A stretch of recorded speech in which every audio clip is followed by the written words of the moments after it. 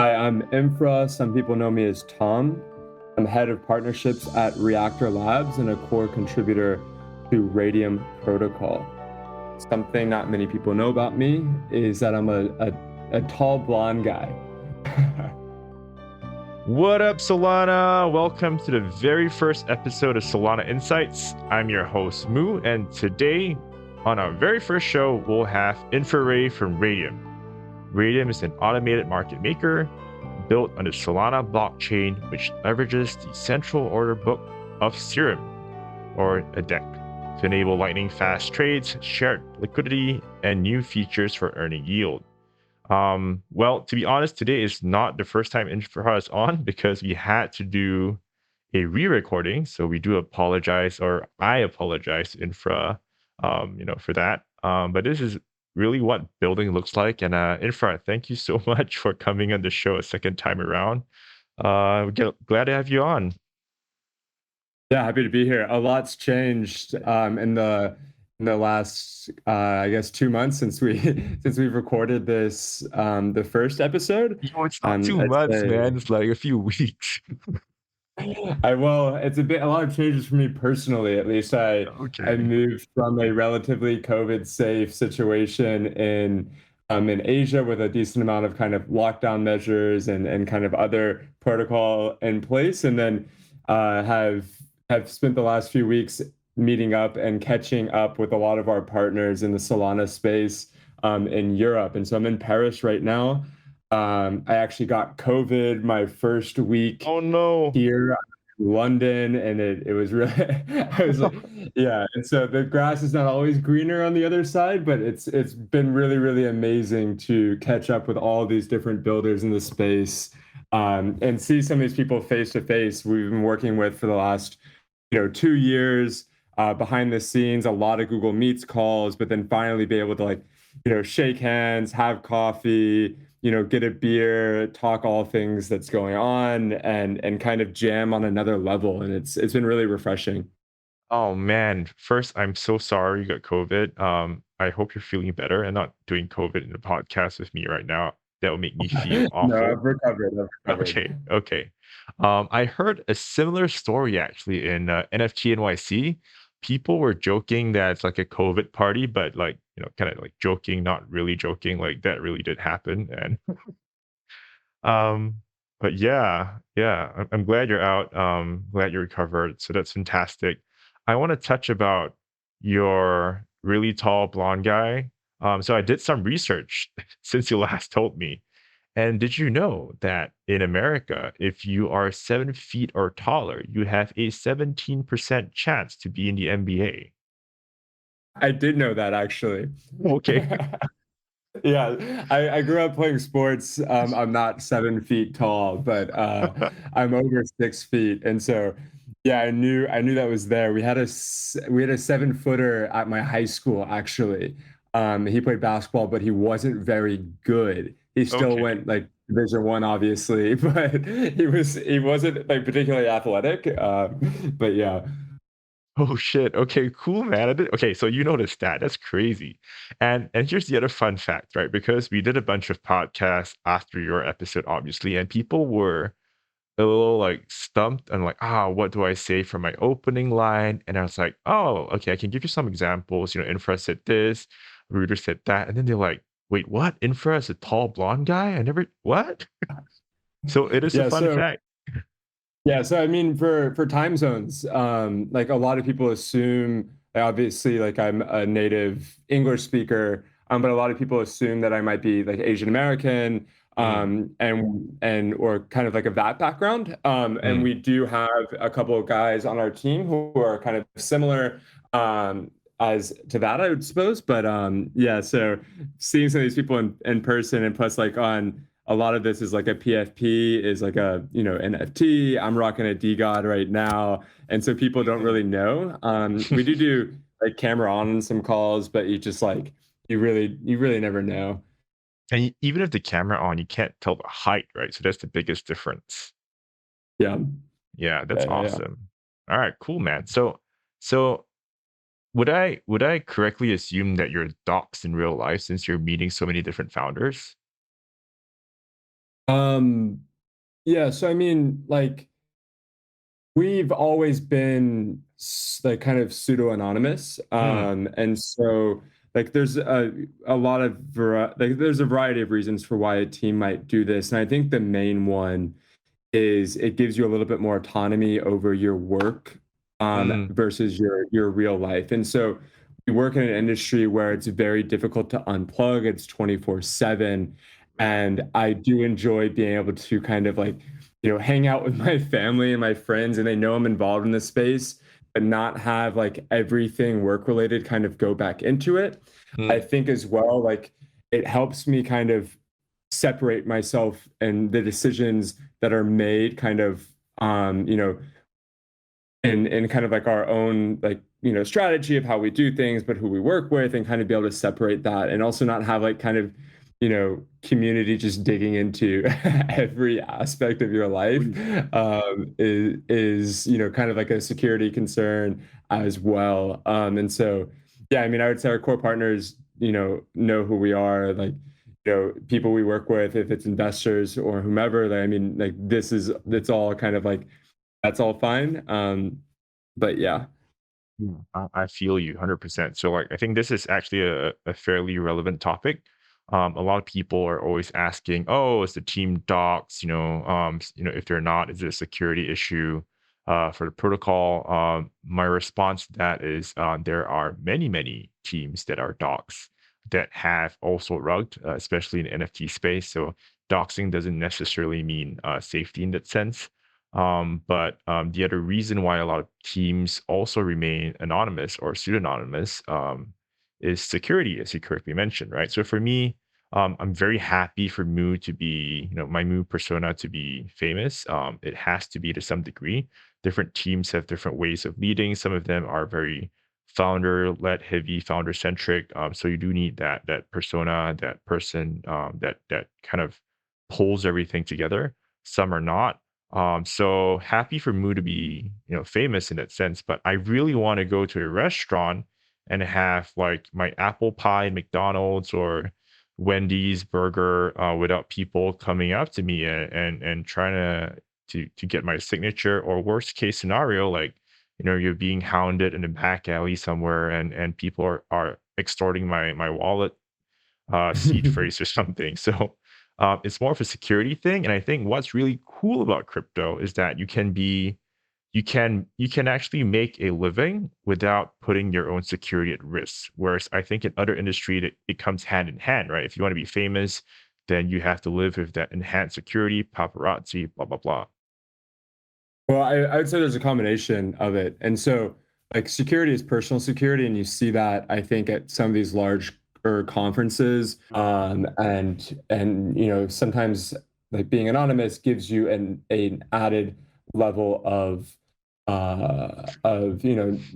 protection, but also stability on Yeah. that front. And it's one less thing you have to really kind of worry about. Yeah, fully agree. Regulatory, security, and even for the company, right? Like, if you're in different regions, you have different laws to follow. And I think all of us, or most of us anyway, are fairly law-abiding citizens who want to pay our taxes and things like that. So that's not the main issue. The main issue is really all these licenses or these regulations that haven't caught up, and it becomes difficult when you're in it, especially when you're in an industry that everything is based around innovation.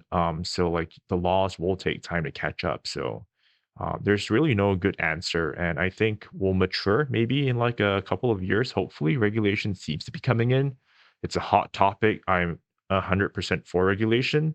But if you're twiddling your thumbs waiting for that to happen, then what the joke is 1 month in crypto is equal to 1 year in real life, and I think that people working in the industry will tell you that is the truth.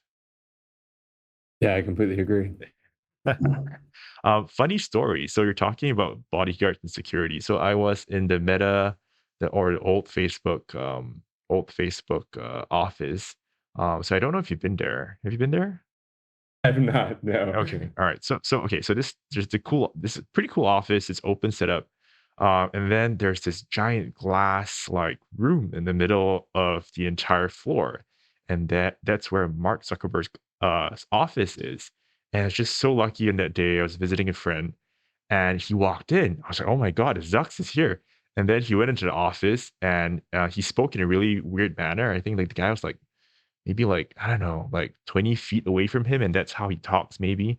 And then suddenly, like every single like corner of the office, you would see random people suddenly take position on tables, but and they would pretend to be typing, but when I went behind them, the screen was off. So they're obviously typing nothing. And I was like, what is going on?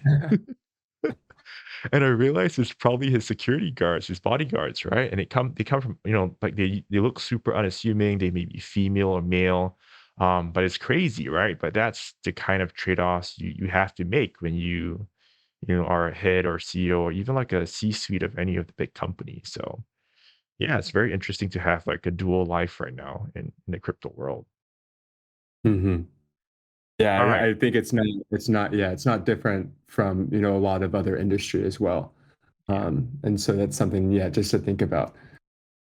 All right, cool. So I'm gonna switch gears really quickly into AMM since Radium's an automated market maker, and I think the direction that a lot of crypto projects are moving towards is automation, right, or permissionless as we call it. And we now work in an industry that's basically on 24/7. Unlike the stock markets, you get your weekends off. So I guess it's good to some degree that it's permissionless, like codes do the execution for you, but humans are also part of it. So what's your thoughts, Infra? 24/7 online. Yeah, so I mean, it's crazy. And so I just spent the last week at a Solana event. And so my first it's kind of like when you it's nonstop. And it's even when you go out to dinner, it's still you go out to dinner, you go out to drinks, you try to kind of like unwind, but it's still work, work, work. It's still And work, that yeah. like everything that everyone talks about is It's work. it's all the same stuff, right? And so it might not be talking about your like, a protocol that you work with or kind of like advise or contribute to directly, but then you're talking about like something else that's happening in the space. And so I think it's hilarious because it's like the first time you go and you meet up with a normie friend after you've done like 7 straight days of like a crypto conference, like that is that's always a vibe check. That's like, okay, like I'm kind of like bring myself back into reality a little bit.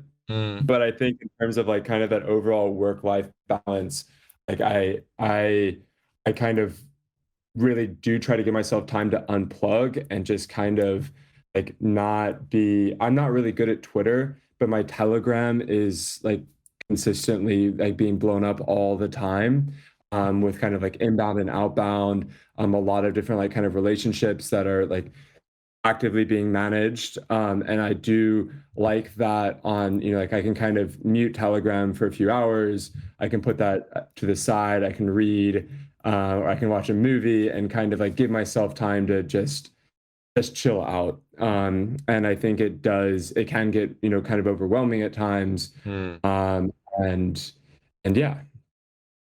Yeah, I have a tip for you right there. I think I saw this. I don't want to misquote, but I think it was from Kevin O'Leary from Shark Tank, and he said that he has two phones. The one phone, which is his work phone, everyone knows that number, and that blows up 24/7. The other phone, only his super close trusted circle knows. It's a very simple phone, but if that phone rings, he answers. So that could be a way to kind of, differentiate between work time and still keep yourself plugged in to anyone that's important to you. Yeah, so I saw this week a couple. I don't want to name drop here, but a two phone setup, and this person, the work phone, we're on a different time zone, but he's keeping his normal work hours, and so that phone Mm, is still kind of like in that time zone. He has like a constant read on what's happening with their office there and their team, back at home. and then he has his personal stuff as well. And yeah, I think like it can be overwhelming. I rock a one phone setup Same for here. my chat, and and I'm considering, maybe kind of tweaking that a little bit. So Mm. I will say the rest of my team are on 2 phone setups. I'm on 1. I'm dying just using 1 phone. I barely can keep up with my Discord and my Twitter.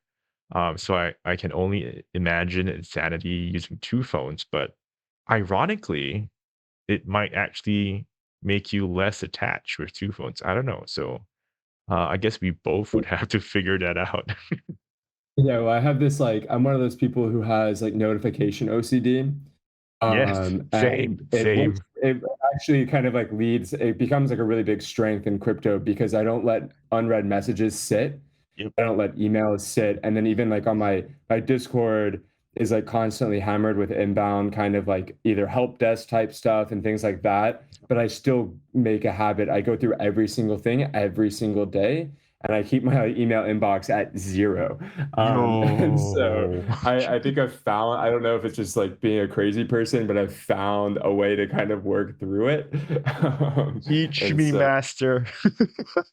and then as Inbox. well, like I categorize and I filter all of my Telegram chats, like based off of like a whole number of different criteria. So like there's products or like, protocols that are like kind of priority wise in terms of like development, or like kind of like, potential integration, or, where they are in terms of like being close to launch, and kind of Yeah. like filtering through where if I know something is still maybe like 6 or 7 months off, like kind of try to prioritize things a little bit as well, so that when I am responding to someone, I have like a frame of mind for like where they are and what kind of help they might need.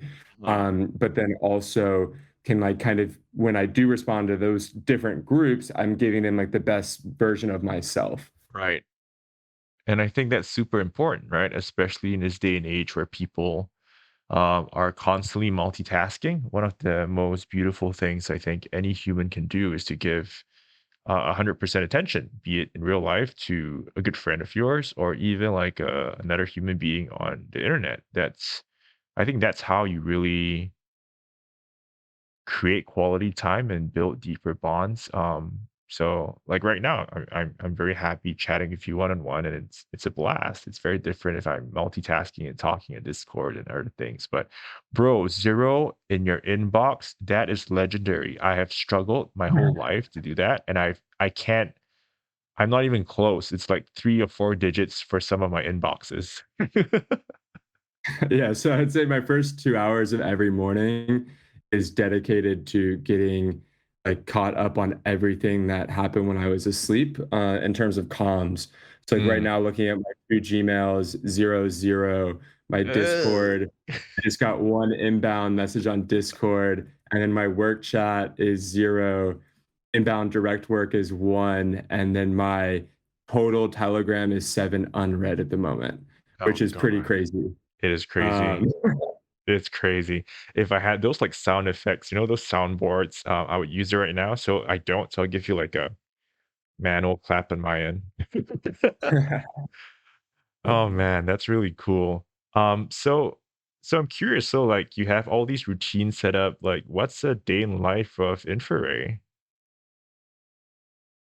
I mean, like, I I'm kind of still figuring that out right now because I am in kind of in the process of moving, and so I'm not like physically attached to a current like a kind of location at the moment. Mhm. So it's a bit different from what I've been doing for the last few years.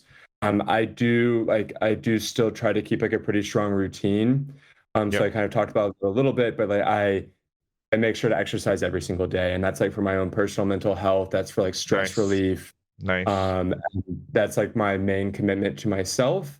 And then like I try to really like plan and focus on like be able to spend family time as well. My family is I don't see a lot of them. I'm Mm, based on the other side of the world, but like, and time zones are hard, but making sure that I block off time to talk to, my mom and my dad.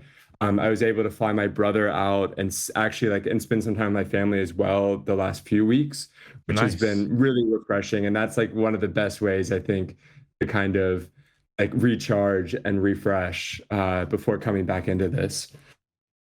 Did this have anything to do with my question that I asked you the last podcast? Um, yeah, so no, at that time I was still thinking about it. So I think your question was kind of about like, so if I was gonna die tomorrow, what would I Yes, do? exactly. Okay.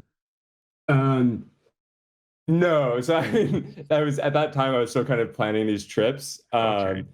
And I was like, okay, I know I'm gonna be like between London and Paris. So like I was in London for Solana, I'm in Paris for Solana right now, and now it's ECC in Paris, and so there's still a lot of kind of people here and a lot of stuff going on. But it's like between this time, I have like I'm gonna be in Europe and I'm going to be working, but I'm gonna be based in like one spot. And so I was like, can I fly my brother out and spend a few days with him, let him kind of do Mm, some touristy stuff, and we'll get dinner in the evening. I'll do kind of like keep my normal work hours in the morning and finding like a nice little balance here. And it was really sweet, and it was like one of the most productive weeks I've had as well. Because I was like, I'm gonna get all my stuff done between now and now, so I can dedicate and like commit the rest of my day to go, to this museum with him and kind of yeah, and also still be able to enjoy it a bit. beautiful. I've been speaking to so many different founders and team leads. And it's quite clear that because of the nature of our work, we're on 24/7. And not only 24/7, crypto moves really quickly. We tend to give almost all our waking hours to crypto. But there is a balance required, right? As you correctly pointed out. So like that question, just for everyone's context, is a very good reflection question. And the question is, if you found out you're going to die tomorrow, what will you do? Right. So it kind of gives you that perspective to really critically think about what's important in life. And yes, you can mint the next NFT mint and you can maybe 3 to 5 extra money there. But in the grand scheme of things, you can't bring your money to your grave. Right. So, um, there's this whole thing of touching grass. I think that's a big thing in crypto for that reason because people don't touch grass, but it is important. So yeah, man, work life balance not very good in crypto, but I think it's something that we should be talking about a lot more. So Absolutely. yeah, so going to I don't know in real life friends like when you meet them, like what do you talk about? Like I mean, so it kind of depends. I've got a couple of buddies. I still chat with my like best friends from growing up a little bit. Most of them I haven't seen a lot of them in like a very long time. mm, And so we still have like some chats that are still around from like when we were in high school, like on old messaging platforms that still right. kind of like I don't know if anyone still uses GroupMe, for example. What is that? That was like something, or like, and then kind of keeping up with other like in these different channels. My buddies from college, like it's kind of stepping back into their world a little bit, and like kind Mm, of I go and I visit them, and just kind of like a lot of them are like, and they might be in like a big financial center and kind of like have these different jobs and just kind of go and plot back, and like some of them are living in the same cities, and so you just kind of step back a couple of years in time and be like, all right, I'm back here for mm, now and for this weekend. And then I've got my friends that I've met abroad, and so I've got these three different kind of baskets, four different baskets if you include work. And then the context for how and what I was doing when I met all these people is all different. And so you can kind of like put yourself back in time or put yourself kind of in a different place for these relationships. And mm. I think it's a lot of fun. Like I'm gonna get lunch today with a buddy that I've one of my best friends from living abroad. He's just moved back to Paris a Very couple days nice. ago, and so go see him. And I'm really excited for that. That'll be my first non-crypto conversation in a week. Um, and so it'll be fun. I'm really looking forward to it. That's cool, man. So I guess that's one of the perks of your work, right? You get to travel around quite a bit, especially because Solana hackathons are moving around. So you do get to visit people from all over. So there are pros and cons, silver lining to everything. Well, it's been a learning experience for sure because like my first 2 years working on Solana, I wasn't able to do part like mainly because of COVID, wasn't able to do anything like in real life. And so Mm. it's been like a bit of a learning curve for me. I consider myself decently outgoing Mm, and pretty personable, but I'm also like terrified of public speaking. I like interesting. Twitter Spaces give me so much anxiety. I did a Interesting. panel about kind of like the Solana DeFi space on Monday, hosted by Pith, with a bunch of different teams up on stage, and it was very nerve wracking. And so I think there it is just a different way to kind of challenge yourself, but then at the same time, traveling. Like I've been in Paris for a week. I haven't done anything besides like sit at the Solana event, and then get dinner with some people, kind of involved there. But like the amount that you're able to accomplish in person, Mm. I think is like really, really crazy. Like things move way faster, and I'm doing like update calls with people who aren't here, and like what were the developments today, and you see that kind of progressing in real time, and it's awesome. Interesting. Okay, so would you describe yourself as an introvert? No, I'm just terrified of public speaking. uh, Okay. uh, Okay. I saw so Ratio, one of Ratio's co-founders, he's been doing these kind of like de-risking DeFi talks at all the hacker houses throughout Europe this summer. And I said to him at dinner a couple nights ago, I was like, "Man, you are like a really, really good public speaker. You demand a stage, you Mhm. take your time when you're speaking, like you kind of like you're very engaging with the audience." And I was like, I'm really, really jealous. Like that's a great skill to have. And kind of like getting some feedback there and getting some pointers is really nice. Interesting. So you're an extrovert, but you're afraid of public speaking. I'm actually the opposite of you. So I would describe myself as an introvert, very introverted actually. But I forced myself growing up to learn how to speak and learn how to interact because I always wanted to lead my own team one day. I was very inspired by people who were able to push for goals and different things, and I knew that if I wanted to be that kind of guy one day, um, I had to force myself to like speak up, right? So I used to be this super quiet guy. If you pull up my reports from my elementary school and my middle school, like all the comments back to my parents was, "Oh, he's a super quiet guy. He's super serious. He doesn't say anything in class. He's a hardworking kid. Blah blah blah." And here I am today, like running Twitter Spaces, doing presentations. The um, silent killer. yeah, so it's interesting, and this is a funny story, but how I did it was I told myself, I was like, all right, cool. I need to like learn how to speak to strangers. I guess it's not really public speaking, but like as an introvert, it's equally as mortifying. So I was like, every time I hop into a cab, I have to speak to the cab driver nonstop from start to the end. I don't care what I say, what comes out of my mouth. I just need to speak nonstop. And I did this for like half a year straight. And I broke it. Like that was pretty much my emergence from my, super serious, don't say anything kind of self to like this guy that talks nonstop. So yeah. um, that's weird. I love getting in a car and not having to interact at all with the driver. Like throw headphones on and just kind of actually just check out for like 20 minutes, and Mm, just look out the window.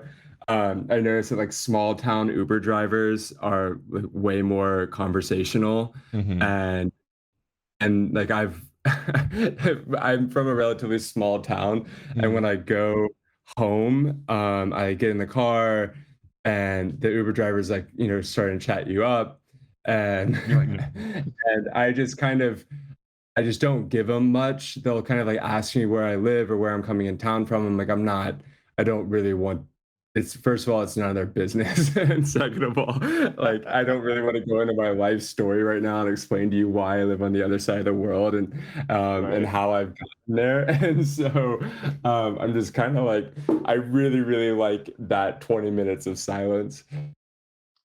I I I'm exactly the same. If I don't have to speak, I won't speak, but it's just a skill which I force myself to pick up because of the nature of my job. So, I love sitting in silence. That's how I recharge.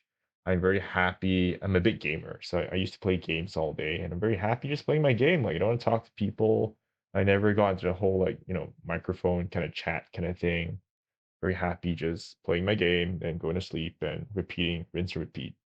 So, all right, wait, if we do ever meet up one day because you're traveling the world, I promise two things to you, Infra. One, if I'm driving you around, I will not speak to you unless spoken to.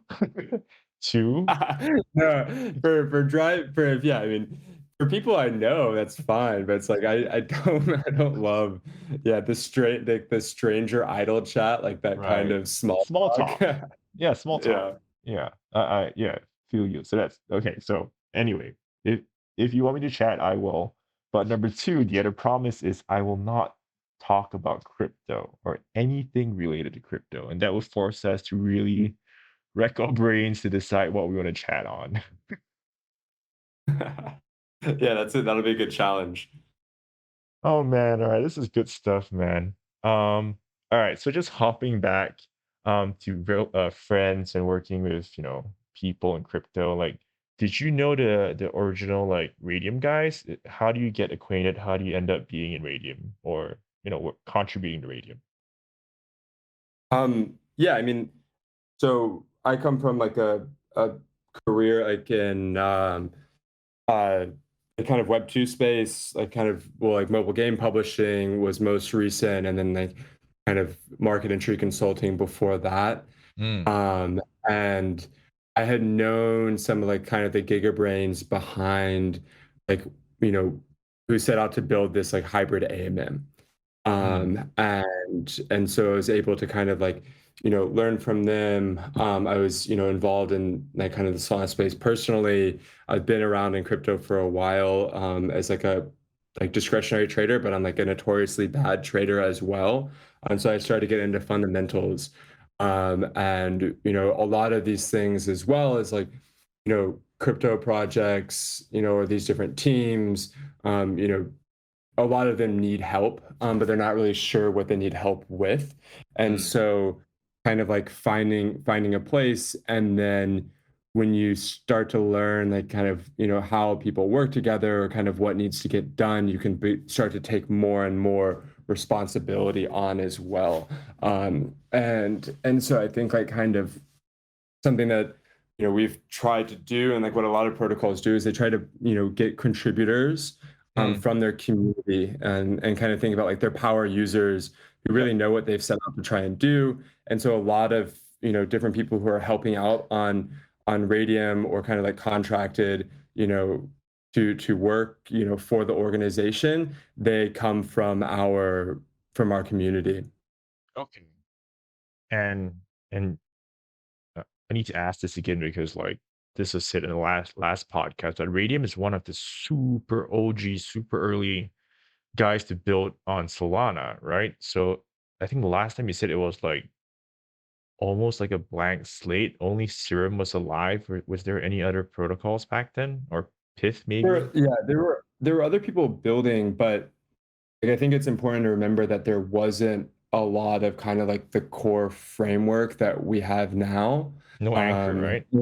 yeah, no anchor. And when you're composing with a different protocol, that early on, like so that everything that we do at Radium, like there's a Radium is built, in on top of and composes with Serum. And so, Hmm. you know, every iteration or update to Serum also requires, an update for Radium core code, and kind of how it works. And so you are kind of tied together. And You so guys are that married. thing, yeah, and so it's like a symbiotic relationship. But there are kind of, different development difficulties that come from that. And I think there's when Radium's like, pushing smart routing on swaps, or concentrated liquidity, or stable swap curves, Mm, or all these different things. There's an added level of complexity of like, difficulty there where you have to take into account like how does this interact with Serum and is this doable in like one single TX? What's our compute limitations? And a number of other things. And so, yeah, as Serum continues to kind of evolve, as their frameworks change as well, like ours do too. And so it's been big, and it's been a big learning opportunity for us. And we've got developers who kind of just consistently look at what Serum's doing and then kind of submit updates to the Radium core code based off of different frameworks and different development standards on Solana. that's crazy. So you have like a Serum facing desk that all they do is just like look at Serum and go like, all right, we have to fix our stuff because they changed their stuff. Well, I mean, yeah, so that's kind of what composing is. I mean, Yeah. Radium, when we built, we like committed, like Radium is part of the Serum ecosystem, Yep. right? And so like that's kind of like we are who we are. Like Radium is who it is because of Serum. Mm. Um and yeah. In your opinion, like which direction do you think we'll be heading towards in the future? Do you think there's gonna be more composability, or do you think that people are gonna start, inching away from each other because it's just too much to upkeep, especially if you're composing with multiple different platforms? Um I think, your personal opinion, I think one is permissionless. And so I think, Radium has done a very good job being a permissionless, like kind of hub in Solana. Mm. Radium was the first to push permissionless pools that allowed any team anywhere to set up a liquidity pool. And there's 1,700 different markets on Radium right now. Oh, Every snap. single one of those has a Serum market itself. So Okay. Radium sharing liquidity, to Serum, and those project teams are getting market making services from the AMM, Mm. from that automated market maker, from that liquidity pool for free. But I think in terms of like what we're seeing is there's kind of a couple of different camps on Solana. One of them is more permissioned, where there aren't community listings or there aren't Mm. kind of this open tooling. Yep. But I think more than anything is like from we're going to move to like a chain and protocol agnostic ecosystem and framework. Interesting. So yeah, we can get into that if you want. Um, I think it's a super long topic. I will have to call you back for another episode for that. yeah. Okay, so just for clarity, back then, if you could say like how many protocols were on mainnet when Radium launched, like is Radium number three, number two, number four? Like what was the landscape back then when you guys launched? It was definitely like a single digits. Wow. It's hard to say how many are on mainnet, because definition of mainnet is it can be pretty broad, and like your kind of different features there that you offer could be limited as well. Mm, Um, yeah, I'd say Radium was like that first AMM, and mhm. like yeah, and so that's kind of what we look at. There are other people kind of doing other things. I don't know if they're still around, but there are people like Solana using Solana tooling at that time and kind of pushing things. I was talking to someone else. I think it was Rooter. I was saying that all these other like projects used to exist and now they don't. So even if you were like double digits, but I think you're single digits for sure, you may have actually moved up the rankings. So congratulations, simply by surviving. Yeah. Cool, man. All right, let's go into a bit more like fun stuff. That's really good information about radium and philosophies, but more fun questions. Just because we need more of that around. What would you say would be your most embarrassing thing you've done in your life?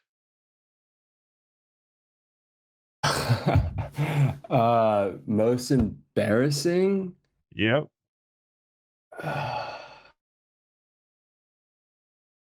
Um, I have no idea, man. Oh, you told me like your worst trade, right? In the previous one. I think that's pretty embarrassing. Oh, okay, yeah. So, um, we're all learning. I'll preface it with this. And so, I mean, I've like trying to improve on my like trading skills and learning how to hedge, Mm, especially if I'm kind of going into something to get yield or rewards, or using that token for something else. And mhm, there's like now there's a lot of different ways to do this. I think you mentioned Rooter and you mentioned Solon. You know, if they're able to get permissionless. Um, Pulls up on Solon and allow people to kind of do that, there will be even more opportunities to get either sell side exposure, kind of like or short side exposure. I mean, mm, to different assets as well, and so that'll help. But I think what the one I was talking about previously was um, like kind of looks rare at the yep. when it launched, and seeing like really sweet ETH rewards for single side staking there. And so, getting a bag of looks rare, feeling pretty confident on price. And then obviously, like if you look at price now from like early January to today, it's pretty hard to swallow. And so kind of remembering before you go enter any trade, have a risk and reward game plan, have an idea of like what your exit is for any asset that you're trading, and what your exposure is, as well, to either downward price movements, and how you can handle that. And so I think it's great trading on like a centralized exchange when you have stops in place, and it's perhaps easier to kind of work with there and manage risk. But we're getting to a place in Solana now where there's a lot of tooling to do that in a decentralized manner. Right. Um, I just pulled up the price of looks rare. Do you want I to know the don't even want price? to know. Not even want to know. I'm bag holding now. I'm in it for the tech. Not financial advice, obviously, but Not financial I am advice. looking to figure out a way to kind of manage this position. I just haven't had time, and I don't have time to trade. And so, Oh yeah. man. Okay, if it's any consolation, I did buy in Luna at its peak. Um Oh, wow. I'm sorry, man. Are you okay? well, I mean, that was a small amount of Luna, so I'm not too bummed about the Luna tokens itself. What got me wrecked really, really hard, and this is, I guess, an open lesson for everyone, is that I had a lot of my crypto assets parked in UST, right? Because Okay. why wouldn't you? UST was great. It was like, making it big, going to different chains, had a very steady 20% APR. And I thought I did my homework. I was like, yeah, this is a pretty solid thing. These guys have been around. I'm not going to get rugged. Um, and then the whole thing collapsed. So I lost my entire UST bag on Luna, which was, I would say, like 70% of my crypto holdings at a point in time. Oh, Yeah, so it's well, I'm pretty rough. sorry. Yeah, I mean, it happens. We're learning it, right? Super painful tuition fee. But what was crazy, and this is where the lesson is super important, is that I actually thought my Solana bag was safe because I had a bag of USDC. Turns out I paired my USDC with UST and Solana. So, Oh, wow. wow. You were farming that on, wow. I forgot Um, which one, but yeah, so I lost my entire USDC bag as well. So like my entire crypto portfolio was pretty much wiped. It was a tough pill to swallow, but what can you do, right? You learn and you move on. I'm not gonna go to Do Kwon's house and pitchfork his house. Um, but yeah, yeah, that's life in crypto. So not financial advice, but financial advice. Please do your own due diligence. Nothing is as safe as you think. There are many, many risks that I think most people don't really understand. Um, and we have a lot of that coming up, right?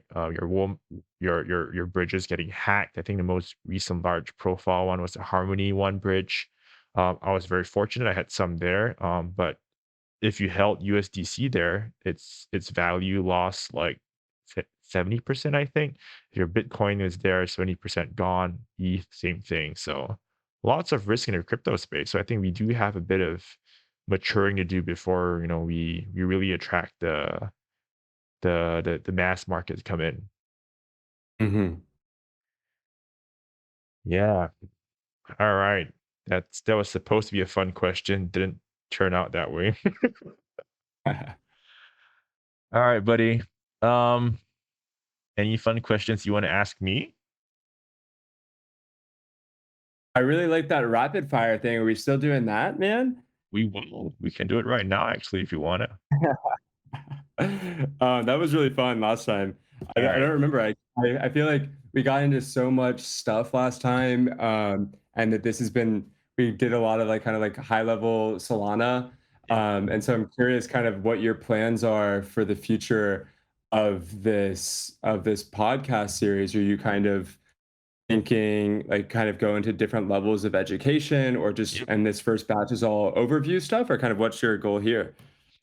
Good question. You are the very first person to ask me a question in Solana Insights simply because I've always been asking questions. And it's the first time I've asked someone if they have any questions for me. So this is a new space in Solana Insights right now. So I love it. Well, I guess the main thesis was, or the main reason why I started Solana Insights was a personal frustration, right? Not being able to find the different protocols in Solana, and also not being able to market to users in Solana. And I found it really distressing that we had all these great things that people couldn't find. I love Solana, but I can't post anything on the main Solana subreddit if it's not related to the chain. I can't post about a new project. I can't ask about a new project.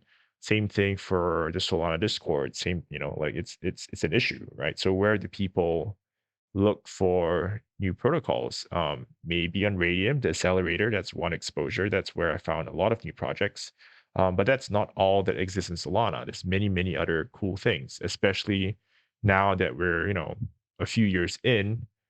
These new users coming aboard, they won't have the same kind of like journey that, the both of us did, right? Because we came in a little bit earlier.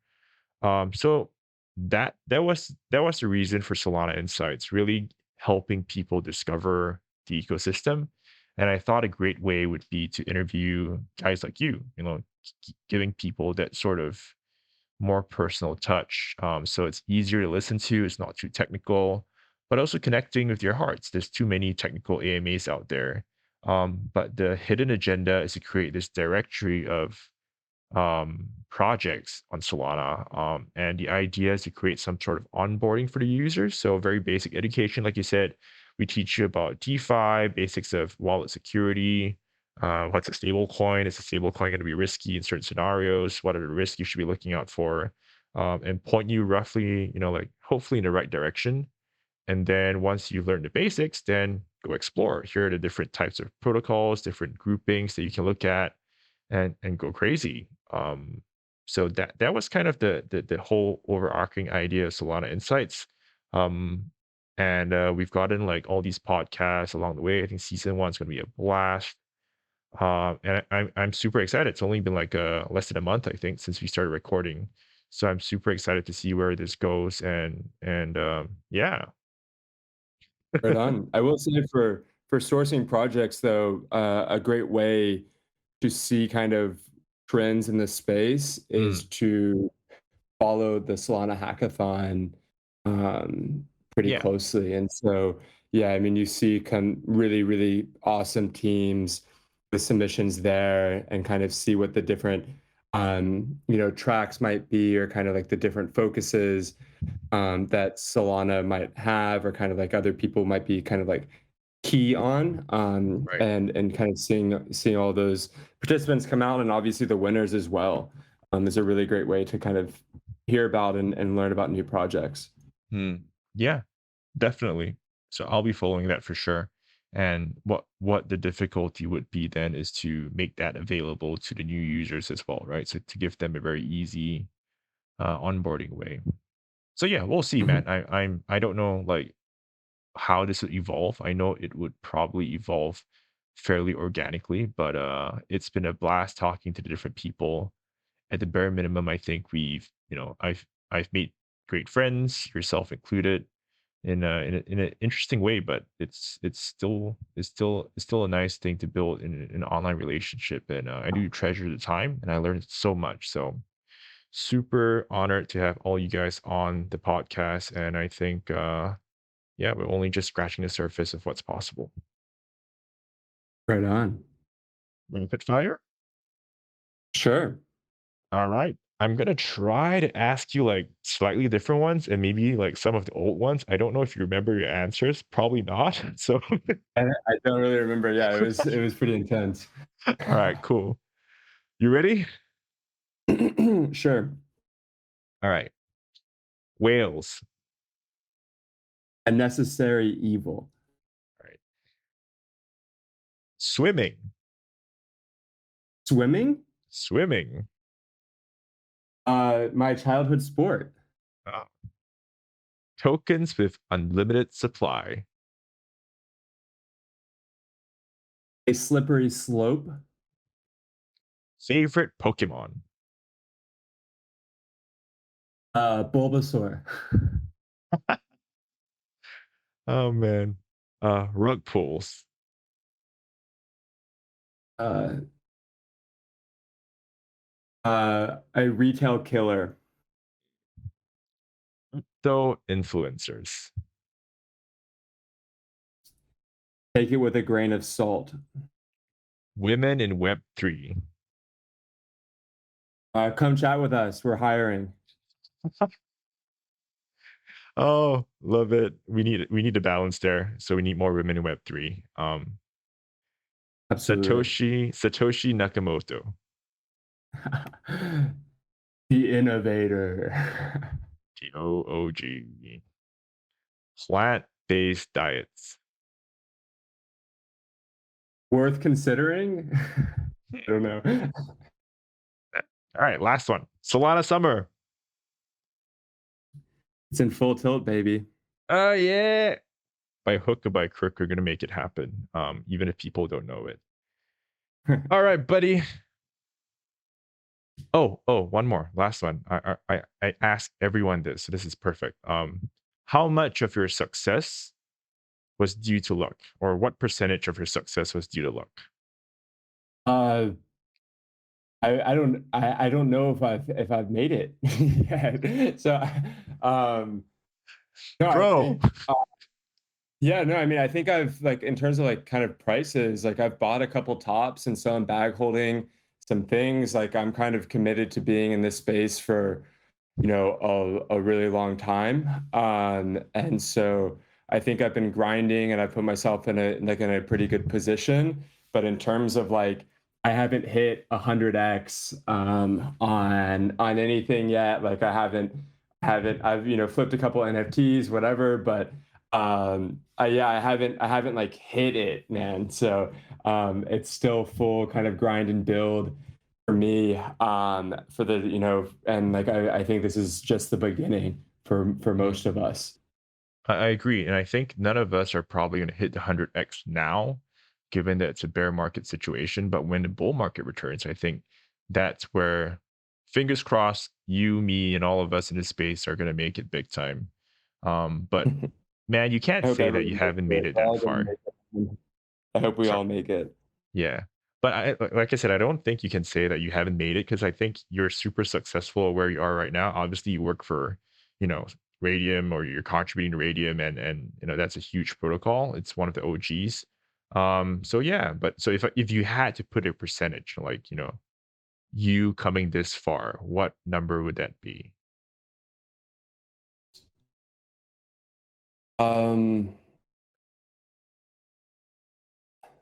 I I would honestly probably put it pretty low.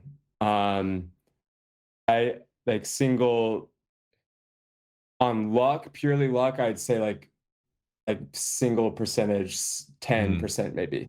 So it's a lot of hard But work. Yeah. I took a big risk. I left my job and kind of and came into crypto, not really knowing a lot, and Mm. kind of really concerned about like the longevity of like how that might turn into a career. And I got, I had some pretty good advice. I had people kind of in my corner, who said they would be here to support me and kind of help me.